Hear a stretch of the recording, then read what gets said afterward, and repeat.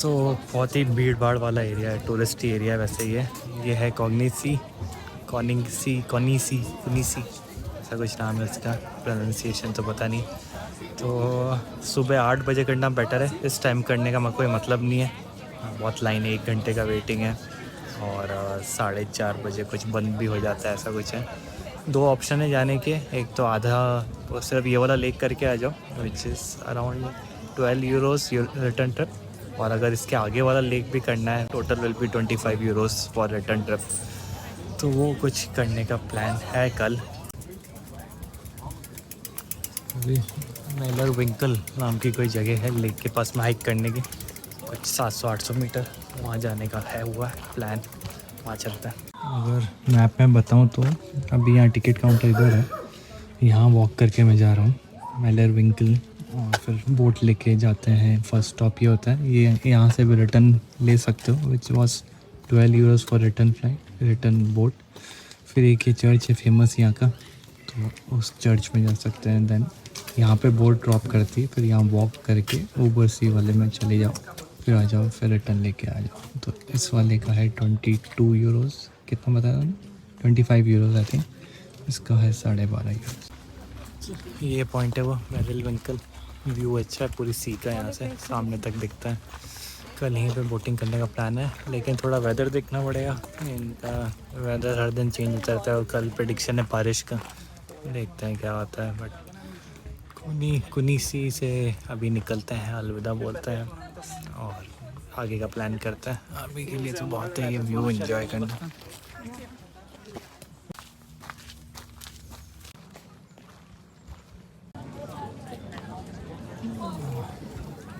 बहुत भीड़ है, वीकडे है, फिर भी बहुत फेमस है ये वाली सी, जर्मनी में ऑस्ट्रिया में काफ़ी लोग आते हैं।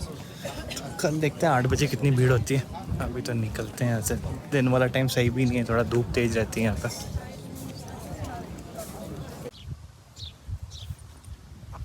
और एक केबल कार भी है इधर, ऐसा बोर्ड पे लिखा है, एंट्री पे ही है एक्चुअली केबल कार का इनका जनरल। और ऐसे पता नहीं पड़ता बाहर से देख के, और कहीं भी माउंटेन से इतना सा रास्ता निकाल लेते हैं और केबल कार लगा देता है।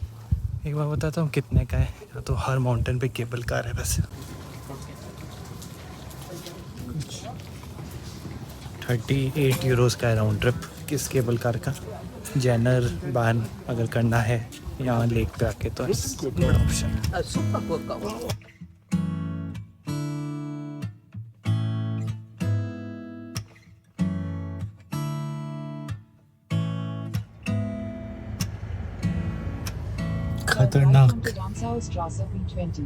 खतरनाक वाली नींद आई दिन में, कल की पूरी थकान थी, तो सुबह 5 बजे से नींद खुल गई थी। तो यहाँ आया था थोड़ी देर हॉस्टल में और ऐसा सोया मैं थेपले खा के, तो शाम हो गई, अभी उठाऊँ और अब निकलता हूँ कहीं पे कार्ड लेके। 10 मिनट ही दूर एक जगह बता रहा है, पॉपुलर है, मेरे बुकमार्क सेव किया हुआ है गूगल मैप में, तो वहाँ पे चलते हैं, देखते हैं कैसा। एक चर्च है ओल्ड सा। अपने हॉस्टल की लोकेशन बहुत मस्त है, रेट भी ठीक है इस एरिया के हिसाब से, लेकिन प्रॉब्लम बस यही कि ये रोड जो है, ये मेन रोड है, यहाँ से जो भी शाहजबाग से आता है वो इधर से ही आता है, तो ट्रैफिक हो जाता है सुबह से।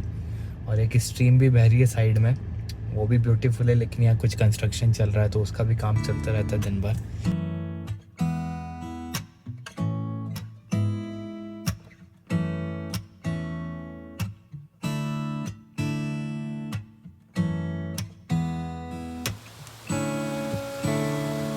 पहुँच गया हूँ डेस्टिनेशन पे, इंटरसी ऐसा कुछ नाम है। स्पेलिंग तो सिंपल सी है, प्रोनाउंसिएशन भी सिंपल ही होना चाहिए। और वो चर्च दिख रहा है वहाँ पे, वो उसके लिए फेमस है, वहाँ चलेंगे वॉक करते हुए। अब 10 किलोमीटर ही था, लेकिन अगर कार नहीं हो तो ये सब प्लेसेस नहीं देख सकते। तो कार होने का फ़ायदा ये भी है, आसपास के काफ़ी प्लेसेस देख सकते हैं, वरना यहाँ बस से आओ, बस के टाइम के हिसाब से फिर जाओ, टाइम पे निकलो। अब मैं आ गया हूँ तो जाने की कोई जल्दी नहीं है, आराम से लेट नाइट तो क्या मतलब नाइट तक रुक सकते हैं।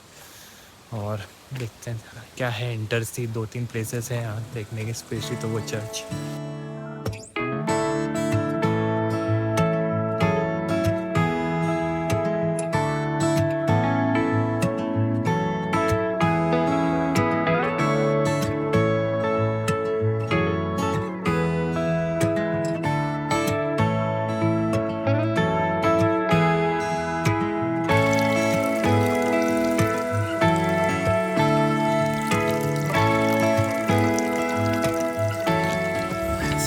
फ्रेश पानी पीने का मज़ा ही कुछ और होता है, लेकिन ठंडा बहुत होता है ये।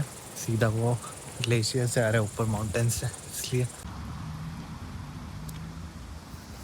ये भी प्लेस कोई स्विट्ज़रलैंड से कम नहीं है, सही बता रहा हूँ।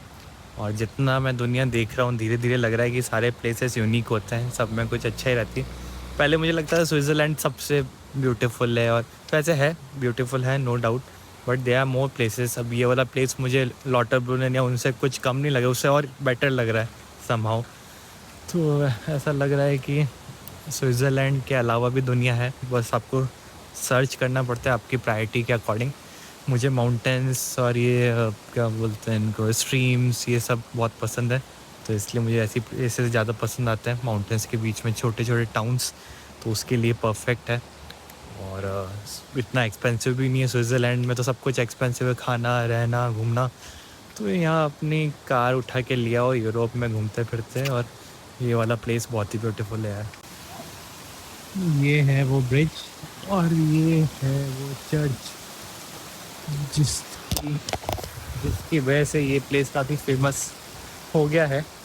वैसे और भी चीज़ें, वैसे तो नेचुरली ब्यूटीफुल है, माउंटेन्स ट्रीज सब है, बट ये व्यू के लिए बहुत सही लगता है। ये मैप मैं दिखाता हूँ कैसा किधर है।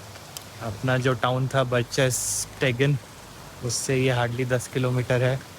वहाँ आ रहे हो तो यहाँ आना, आप भी आ सकते हो, क्योंकि वहाँ पे बोटिंग वोटिंग कर लिया, फिर हाफ डे यहाँ आ जाओ। स्पेशली शाम को आओ, शाम को भी ज़्यादा ब्यूटीफुल रहेगा।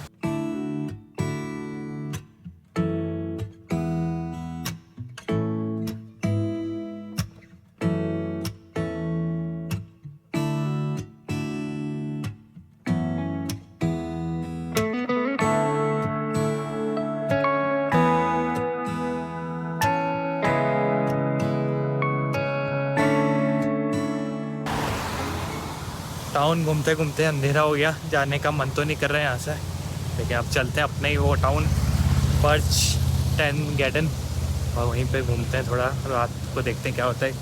कुछ ना कुछ हैपनिंग चलते रहते हैं यहाँ समर्स में, क्योंकि विंटर्स में बहुत डल हो जाता है पूरा यूरोप, बहुत ठंड पड़ती है, बर्फ़ पड़ती है। तो अभी इनका भी लास्ट मंथ है, तो सब लोग बाहर निकल रहे हैं, इसलिए इस टाइम टूरिस्ट भी बहुत दिख रहे हैं, 2 साल से जो निकले नहीं। सेम है इंडिया में भी, कहीं भी जाओ तो बहुत टूरिस्ट दिखते हैं, हिमाचल, मनाली, गोवा इंडियन टूरिस्ट से भरा हुआ है। तो सेम वे यहाँ पे भी अब 1.5-2 साल के बाद खुला है, तो सब भरा हुआ है। लास्ट ईयर जब मैं आया था, जब इतनी भीड़ नहीं थी टूरिस्ट जगह पे भी, इस टाइम तो और ओवरफ्लो हो रहा है।